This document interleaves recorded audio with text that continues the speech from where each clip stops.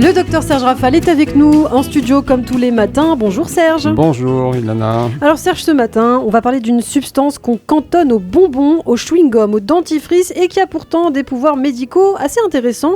C'est la chlorophylle. En effet, Ilana, on a surtout de cette substance une image de confiserie qui parfume la laine alors qu'elle est dotée de propriétés santé indéniables et largement sous-estimées. Bon, dites-nous d'abord, c'est quoi exactement la chlorophylle ? Un pigment liposoluble, c'est-à-dire soluble dans les graisses, qui donne aux plantes et aux algues leur couleur verte par photosynthèse. Elle a une structure moléculaire très proche de l'hémoglobine humaine, avec cependant du magnésium à la place du fer, ce qui lui confère son activité. C'est en quelque sorte le sang vert des plantes, mais utile à l'homme. À noter immédiatement qu'elle n'est pas hydrosoluble et pas très bien absorbée. C'est ainsi qu'on peut manger beaucoup de légumes sans bénéficier totalement de ses bienfaits santé. Et quels sont précisément ses pouvoirs ? Alors, elle absorbe la lumière du soleil et la transforme en énergie. Outre le magnésium, elle est riche en calcium, en fer, en vitamines, en oligo-éléments et en protéines. Elle renforce ainsi le système immunitaire, protège l'organisme contre les infections, aurait une action cicatrisante. Elle favorise également la production des globules rouges, jouant ainsi un rôle anti-anémique. Elle agit bien sûr comme désodorisant, jouant sur la mauvaise haleine, l'odeur de la sueur, les sels, l'urine, les odeurs corporelles.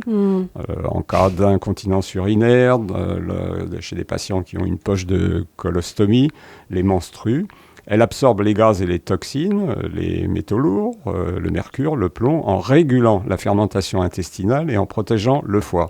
Et elle posséderait même une fonction antioxydante. Certains prétendent que la chlorophylle serait 20 fois plus efficace que le resveratrol des fruits bleus et du raisin et des xanthines du cacao et du thé. C'est ainsi qu'elle pourrait protéger les cellules contre certaines substances cancérigènes ou le cancer, mais cela reste bien entendu une hypothèse. Où trouve-t-on clairement la chlorophylle ?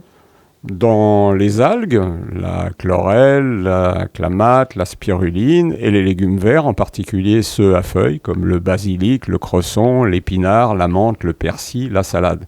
Mais pour bénéficier de ces bienfaits, il faut faire cuire les légumes al dente car elles résistent mal à la chaleur et les accompagner d'un peu de beurre ou d'huile puisque précisément elle est liposoluble. Mais est-ce qu'elle a des effets indésirables quand même ? Principalement la diarrhée, une coloration verte des urines et des selles. Donc des précautions ou des contre-indications ? Vous les connaissez, l'enfant, la femme enceinte et allaitante. Et est-ce qu'on peut prendre justement la chlorophylle peut-être sous forme de complément ? Oui, bien sûr. Alors on la trouve en parapharmacie sous forme liquide dont on peut prendre 10 à 15 gouttes dans un verre d'eau à la fin des 2 principaux repas, ou en gélule ou capsule, avec une posologie de 100 à 300 mg par jour, principalement dans les dysbioses intestinales. On fait donc le point sur la chlorophylle. Peut-être un dernier mot pour conclure ? La chlorophylle n'est plus uniquement le produit de la laine fraîche des bonbons et des Hollywood chewing-gum.